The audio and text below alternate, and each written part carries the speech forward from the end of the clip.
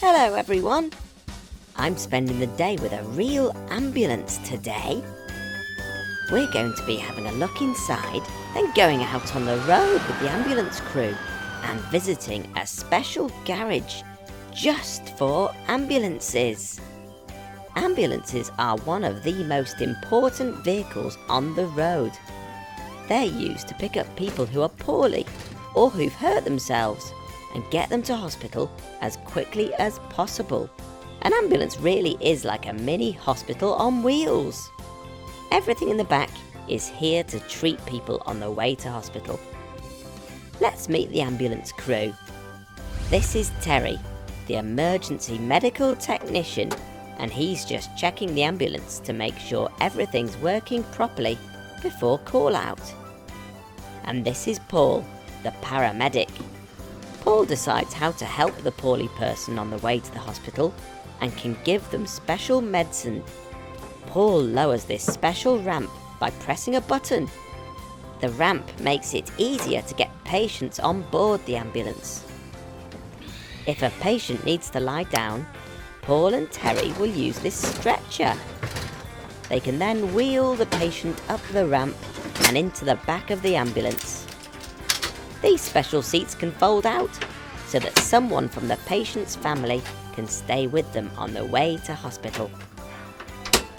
Paul, the paramedic, can use all of this medicine and these amazing tools to make people feel better. There's also a special hatch so that Paul and Terry can talk to each other. Okay, yeah, it'll stabilize.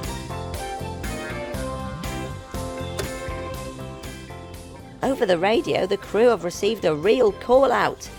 It's time to go to work. When a call comes in, it's time for Paul and Terry to turn the lights on and drive quickly to their patient.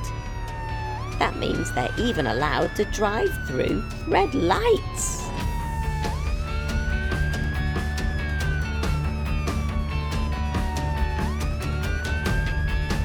Paul and Terry's aim is always to get the patient to hospital as quickly and safely as possible. The crew and their vehicles work really hard, with these ambulances doing hundreds of miles a day. This also means that sometimes things can break. But luckily, a garage has been built specially for fixing ambulances. Have you ever seen so many ambulances in one place? The expert mechanics in this amazing workshop can fix around 25 ambulances a day. Hey, what was that? Blue Mechanical. How on earth did you get in here? You better stay out of trouble. It looks like there's something wrong with one of the flashing lights on this ambulance. So it's up to Tim the mechanic to fix the problem. There, that's better. Good as new. We can't have an ambulance without flashing lights, can we? After travelling hundreds of miles, ambulances can also get very dirty, so this is where they're given a good wash. Blue Mechanical, you better watch you don't get wet. Uh-oh. Too late. Thanks very much to Paul, Terry and the whole team at the Northwest Ambulance Service for teaching us about the important service that you provide. Hello everyone! Gecko here! And I'm so bonkers excited! Why? Because today I'm learning all about fire trucks at this amazing fire station. How cool is that? Fire trucks are used all over the world to help firefighters put out fires and rescue people who are trapped in hard-to-reach places. We're going to meet 2 different fire trucks today, and we get to meet the brilliant crew members of Lim Fire Station. These amazing fire trucks and firefighters are experts at, you guessed it, putting out fires. They use these super long wiggly hoses A bit like what we see in the garden, but super powerful. And look, they even have special masks that protect them from the heat. This is Jay, and he's the watch manager, which is what they call the leader of the team. Firefighter Hill, door number 4. Also, I'd like to welcome Gecko, who's going to learn to be a firefighter for the day. Thanks for having me, White Watch. Well, look who's here. Blue and Green Mechanical have come to learn about fire trucks too. Make sure you two stay out of trouble, please. This is Laura and Ellen. They're both firefighters in White Watch.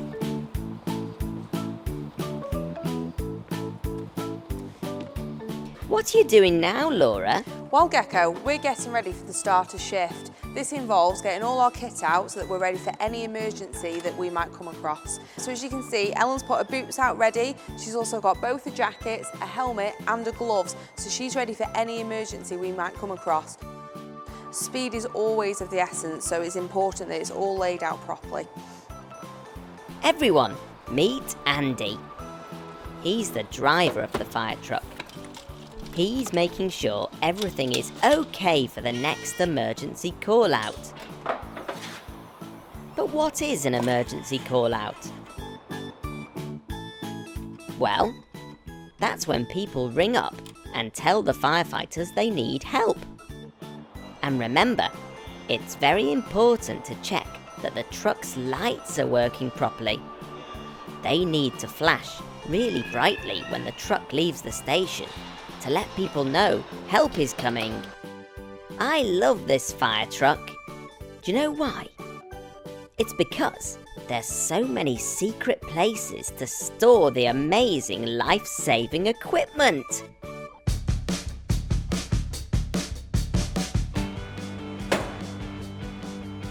Look, Ellen and Laura are checking the hydraulic cutting equipment. These are like a big pair of scissors, but instead of cutting through paper, they cut through metal.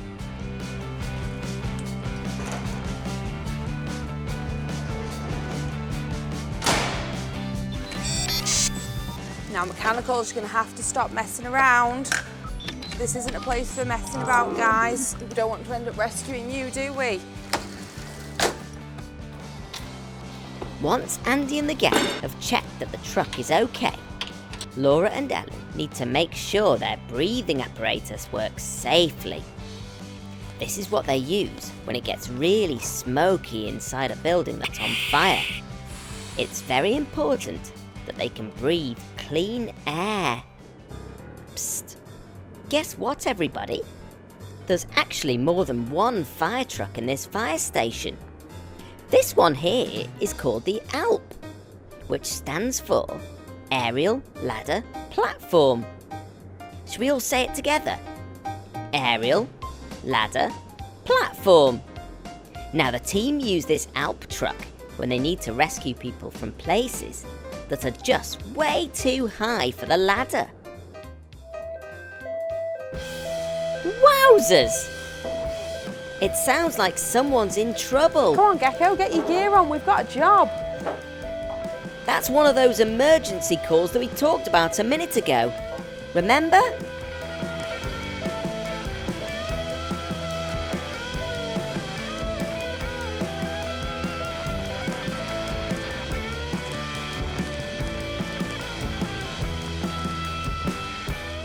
All of the important stuff we need to know about the rescue comes through on this piece of paper. Okay, all 3 appliances, mechanical, stuck at height, in limb. Oh no! It sounds like the mechanicals are in trouble. We better go and rescue them.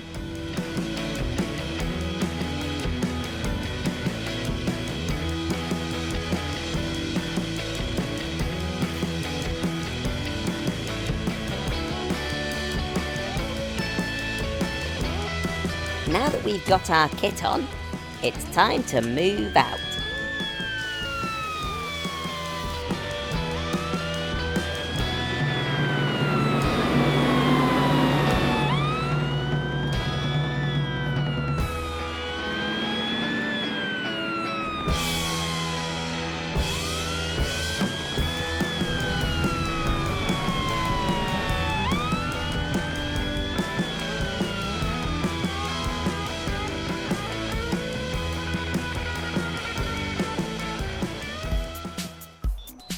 Oh dear. It looks like those silly mechanicals are stuck at the top of that tower and can't get down. We'll have to use the ladder to go all the way up there and get them. Look at this amazing teamwork.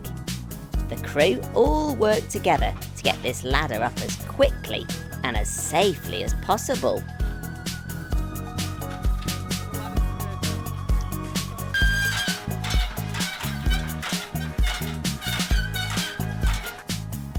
Oh dear.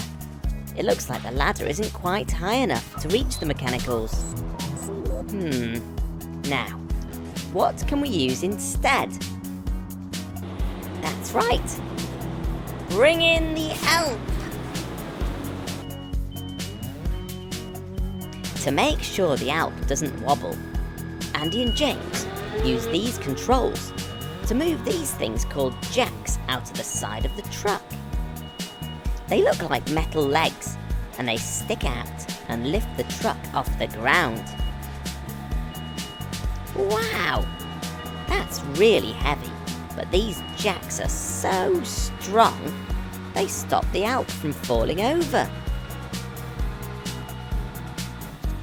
Whoa, look at that! It's got super strength, like super mechanical. Once the Alp is stable, which means it won't wobble, Andy jumps into the operating seat. That's the one that works the machinery.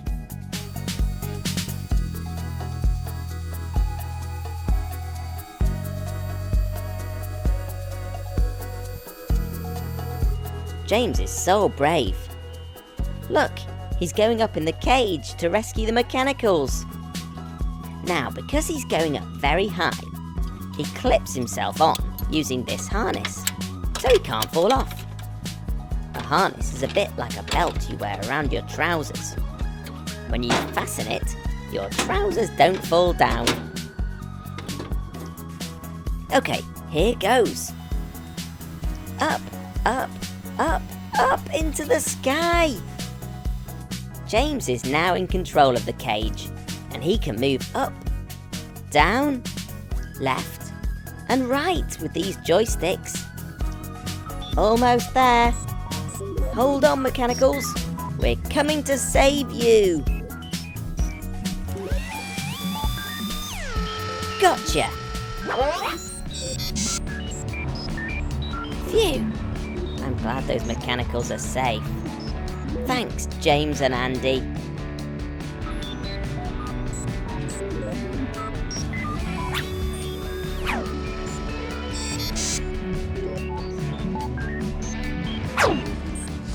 Okay, mechanicals, I hope you learnt your lesson there. You shouldn't be climbing up towers and being silly, because we've got other people to rescue, okay? I've loved spending time with the firefighters and the amazing fire trucks today. Let's say a big thank you to all the crew here at Lim Fire Station for teaching us all about their awesome trucks. Until next time, everyone, it's cheerio from Gecko. Bye! Hello everyone! I'm spending the day with some real recycling trucks today to see how these amazing vehicles tidy away our waste, whilst also looking after our planet. There's so much happening here at the recycling depot, with trucks coming and going. Just look at how the little forklift trucks zoom around, taking the rubbish out of the sides of the trucks and tipping them into their own special places. But our story begins at home. Have you ever wondered what happens to the rubbish you put in your bins? Recycling trucks have special days when they come past your house to collect all of the rubbish. Recycling is a way of separating different types of rubbish that you throw out, so that it can be used again and again. This all starts at home, so it's up to all of us to separate plastics, paper, cans, and food waste into their different bins to get them ready for collection. Here comes the truck now. It's purple. I love purple. This is Simon and Daniel, and they drive the recycling truck down the street, collecting all of this rubbish. They jump out of the truck and put the different types of rubbish in their own special place on board. Look, there's a place for everything. Cans and plastic go here. Glass goes in here. Food waste goes in here. With paper and cardboard at the back in these compartments. When the truck is full, it's time to head back to the depot to empty everything out. First, the truck drives onto some weighing scales. These are just like scales in your bathroom at home. But instead of weighing people, they weigh trucks. This tells the control centre just how much rubbish is on board the truck. Then, it's time for the zoomy little forklifts to do their whizzy work. They pull each container out from the sides of the truck and drive them to their own special place at the depot. Wow! Listen to that noisy glass. Huge bulldozers are used to push all the loose materials into a big pile.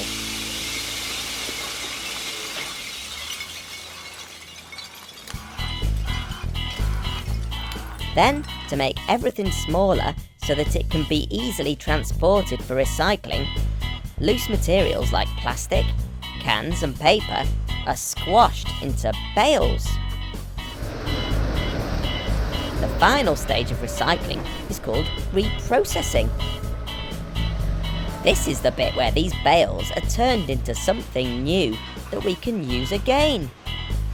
The bales are taken on the back of big lorries to special factories for reprocessing. Glass can be melted down and made into new bottles. And the bales of cans can also be melted and turned into new cans, ready to be filled with new drinks. When we recycle, it means we don't have to cut down new trees to make paper. We can keep reusing the paper we already have. Recycling is amazing, but not as amazing as our beautiful planet that we all live on. That's why we have to work together to recycle and reuse our rubbish. Thanks to all the team at Kia for taking me out on their special recycling trucks today. See you again soon. Bye! Helicopters are used all over the world for transporting passengers. But the most important use for them is rescuing people from areas that are difficult to get to by land. I'm here at Her Majesty's Coast Guard Base in North Wales to meet an amazing rescue helicopter and her crew. The helicopter behind me is used to rescue people in need from the sea or from the mountains. If someone hurts themselves on top of a mountain, it's impossible to get an ambulance up there, so the Coast Guard's called. A rescue can come any time of day or the middle of the night, and it sounds as if the crew have a rescue call coming in now. They all spring to action at once. First, they look at a map of the area to check for any dangers and work out the best route. Just look at this amazing tractor pulling the helicopter out of the hangar. Now it's time for the crew to put their special safety gear on. Everything has a purpose. This life-saving jacket will inflate so that the crew member floats in water. And it even has its own air supply, just in case they find themselves underwater and need to breathe fresh air. Then, it's out to the helicopter to fly. On board are pilot Mike, Captain Kate, John the winch operator, and Tomo the winch man. It's Tomo's job to get lowered out of the helicopter to to rescue someone on the ground. After a few safety checks, it's time for takeoff. This whole process, from call to flight, takes the crew under 15 minutes. Engines start. Look at how fast those rotors can turn. The rotors chop through the air and make everything around them very windy. Whoa! I can hardly stay on my feet. Red Mechanical! Let's use your super slow motion camera to see just how many times those rotors are turning. I love using Gecko super slow-mo, mainly because it just looks cool. But look, a helicopter's rotor blades can spin 10 times per second. Oh dear, are you okay, Red Mechanical? As the rotors spin faster, the helicopter lifts off the ground and flies into the air.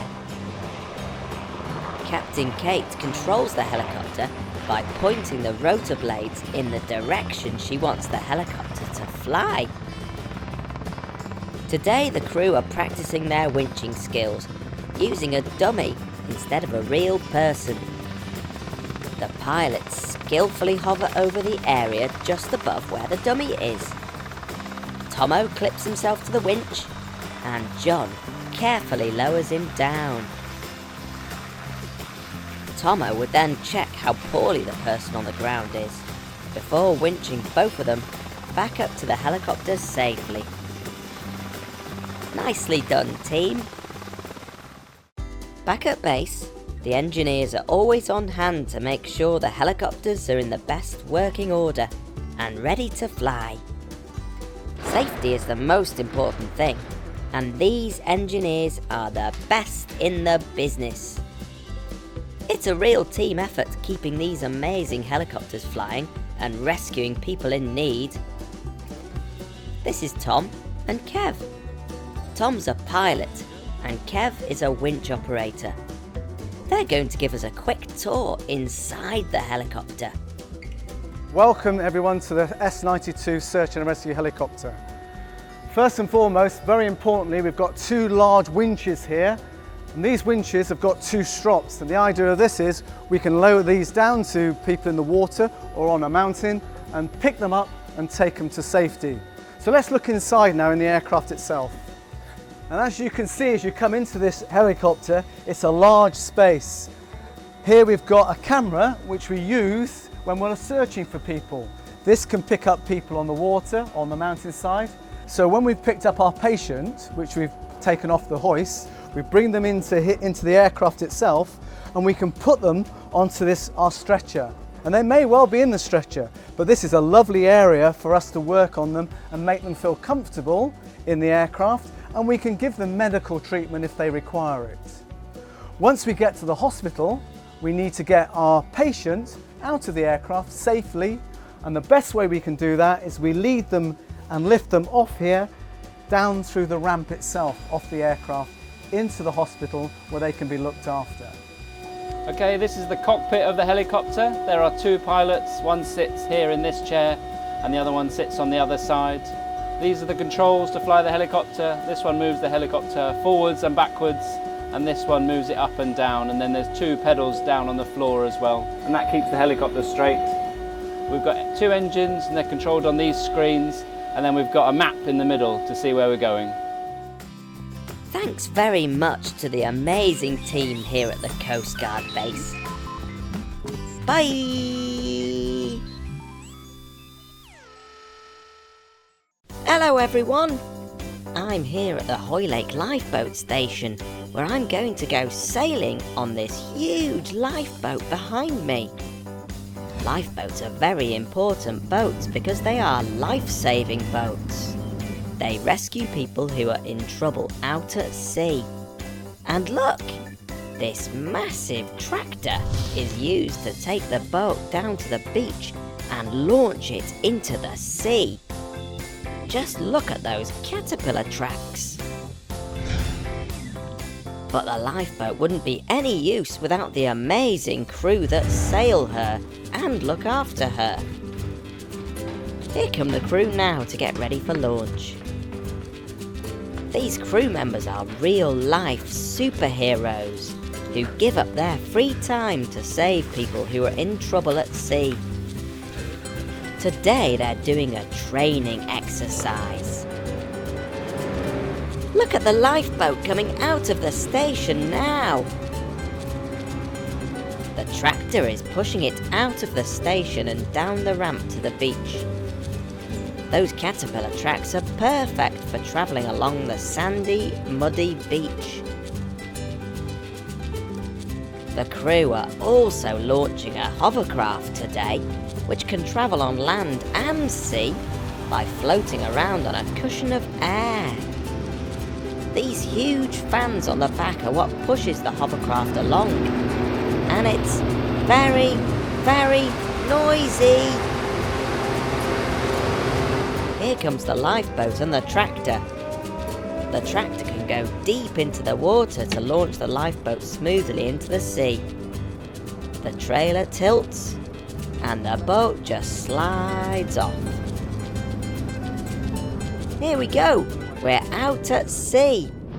This Shannon-class lifeboat can go really fast, so that they can get to people in trouble as quickly as possible.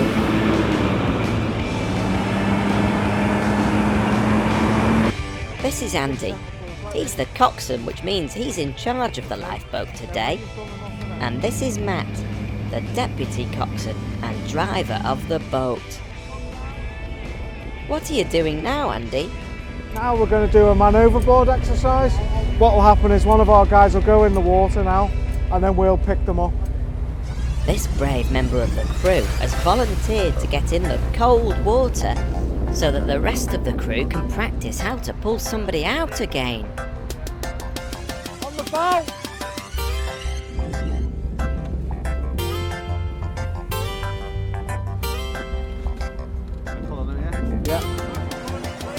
They use a special harness and ropes to pull him out as quickly and safely as possible. Just look at how the crew all work together as a team to rescue him.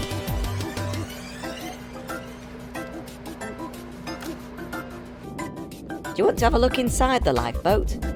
Come on, Andy's going to give us a quick tour. So the first seat we come to is a crew seat or a doctor's seat. So if we have to take a doctor out, the doctor would sit there. Then we've got Alistair sitting here.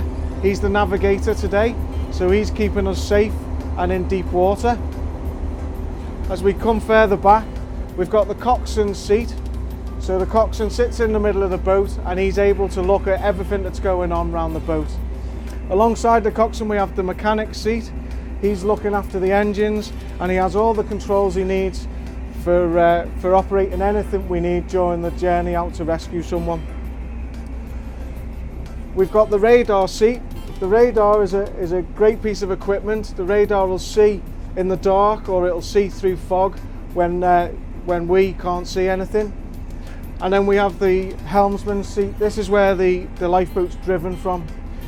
At the minute there's no one sitting in here because the lifeboat's getting driven from on deck. Thanks for the tour, Andy. The tractor's waiting for us on the beach, ready to tow the boat back up to the station. Whoa, Matt, we're about to hit the beach. You better slow down. Matt. Oh. We're okay. I see. That was supposed to happen. The lifeboat's very strong and it's designed to hit the beach at speed. Now the tractor can come along and tow the boat up and onto the trailer. As well as the crew on the boat, there is also a shore crew who make sure that the launch and recovery go smoothly. Wow, that's like magic. The trailer can spin the boat around in a circle so that she's facing the right way out to sea for the next rescue mission.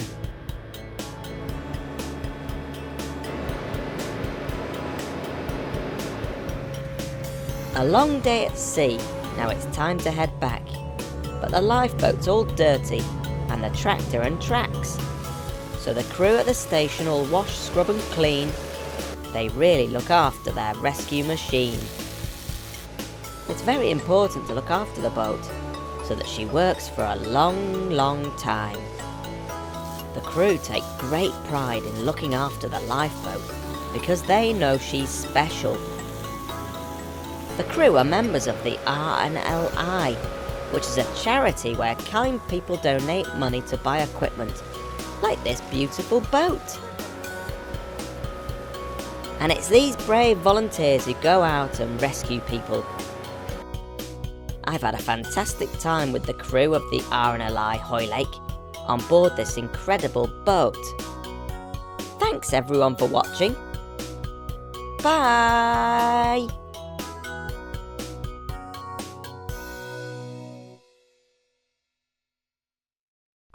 If you love this video, tap here so you're the first to know about my latest videos. Thanks for watching. Bye!